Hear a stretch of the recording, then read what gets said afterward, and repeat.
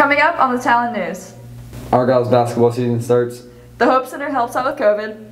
Clubs in AHS changed from last year. And this is a view from the nest.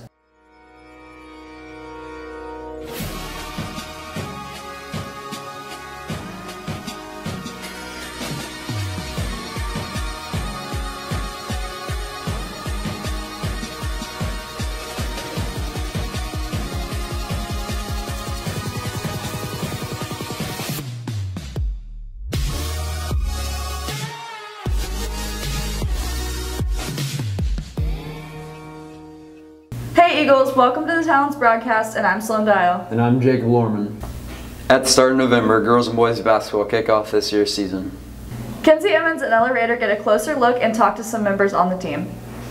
Argyle High School's basketball season is beginning, and we spoke to some players and coaches about their plans for this season. Coaches and players set many goals for their team. Our team goals are the same every year, and that's to be better and to be playing the best that we can in January and February, and be a better team than we were in November when we started.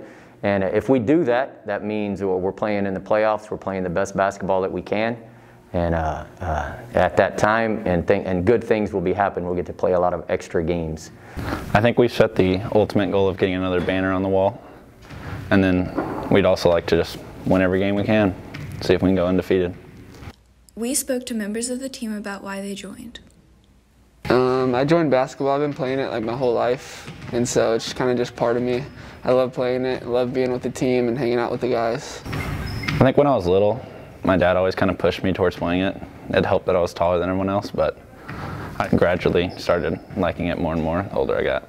As the seasons go on, they overcome many challenges. Some challenges have to be keeping our legs fresh. With all that running, it's hard to keep our legs fresh. Try not to get quarantined, I think, is the biggest challenge we've faced. And then just scheduling games. We've already had one canceled, and we just like for the season to continue. This has been Kenzie Emmons and Ella Rader reporting for the Talon News.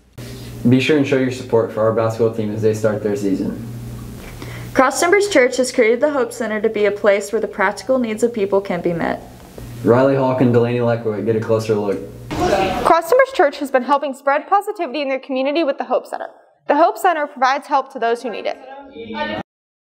Chris Roach and Jennifer Shepard explain what the Hope Center is. So the Hope Center is an offshoot of the Cross Timbers Church. It is the Cross Timbers Hope Center, where we meet the practical needs of the people here in the community. Someone's down on their luck, we as the Hope Center get to kind of fill them up for the day. And everybody needs a little bit of hope and joy, and I feel like if we can give a box of food or fix a car, that just brings hope to somebody, and that gives them just a little glimpse of, you know, Jesus and what we do here at the Hope Center. And so it's just a reminder to me that we all need help. It looks differently at some points of our lives, but we're created to assist others and build relationships. Anna Padilla describes her situation before the Hope Center. So before the Hope Center helped me, I actually stopped working completely. So when everything shut down, so did we. So we were really thinking about how we need to money and penny pinch every single little thing that we had. So it really has helped us to use what we have in our pantry and do less food waste. Jennifer Shepard, Chris Roach, and Deanna Padilla express how the consumers have become the givers. And them coming back week after week after week to receive food. It's just kind of neat to watch how at first they're just coming to get food because they're in need. Then it takes them to the next step, and they want to serve other people, so they are going full circle. And so we just are continually looking for ways to meet practical needs in the community. I've been able to pick up some boxes for my neighbors who don't have a vehicle or who may not have been able to get out of the house. And then also I'm a residence coordinator at a family housing apartment complex, and so sometimes I get a little even more boxes that I've been able to make my own food pantry at the residence coordinator. Deanna Padilla explains how the Hope Center has impacted her.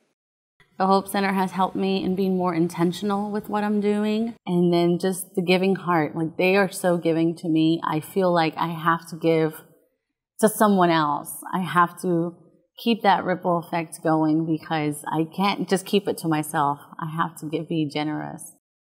This has been Delaney Leckwood and Riley Hawk reporting for the Talon News. Clubs at AHS have changed from last year without our usual mega lunch schedule. Owen Norkett, Jacob Stroop, and Blake Kendall get a look into these changes. Due to the ongoing pandemic, many changes have been made to clubs to accommodate the new schedules. We talked to Miss Sutton about the new changes to the clubs and how the clubs have been affected as a whole. Clubs have received many changes in order to fit into the new schedules that have been put in place. I'm Miss Sutton, and I run Challenge Day Club. I also run Taco Tuesday and FCA. Social distancing has affected the clubs mightily because most of our clubs we did during lunchtime.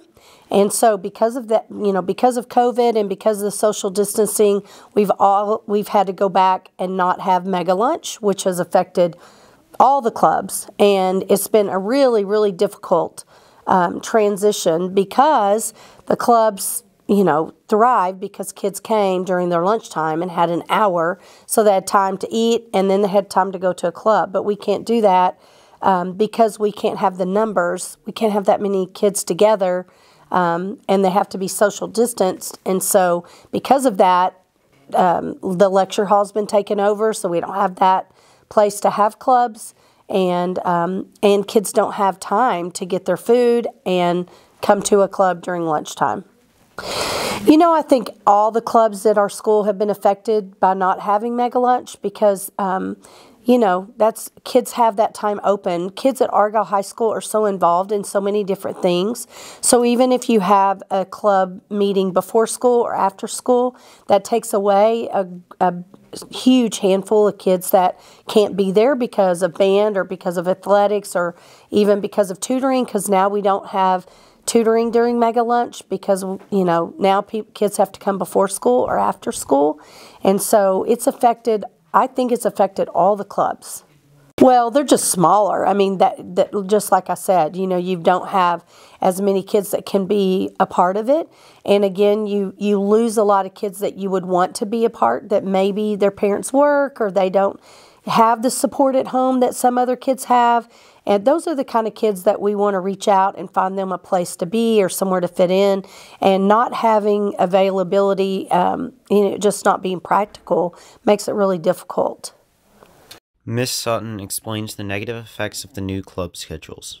Well, it's been really difficult for the students because, especially when you have new kids or kids that maybe don't have a place, like they're not in athletics and they're not in band, but they might want to be in a club, but maybe they ride the bus to school or bus home.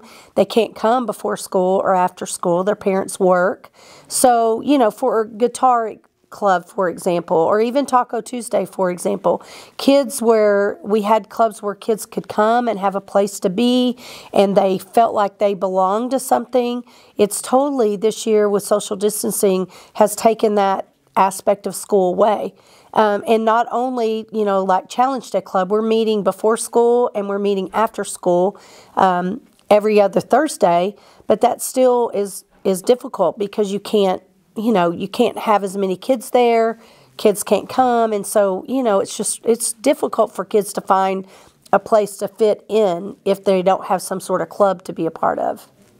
Social distancing is difficult in clubs, causing some to shut down due to the amount of people. Us having to be 6 foot apart, there was no way that we could keep kids apart, and we didn't have enough room, and we can't be inside the school so we completely have quit doing FCA altogether.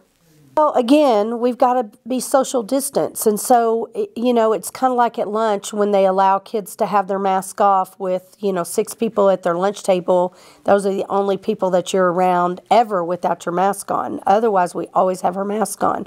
So if, they have COVID or something happens, those are the only people you're around without your mask. That's hard to do at a club, because how do you do that? You can have kids come in with their masks, but trying to have a bunch of kids in one room, they don't really want to encourage that. You can find the new locations and changes for these clubs around the school. Thanks for watching, and be sure to follow us at The Talon News on Instagram, Twitter, and Facebook. And for more stories following your life, visit www.thetalonnews.com. Tune in next time as we discover Argyle one story at a time.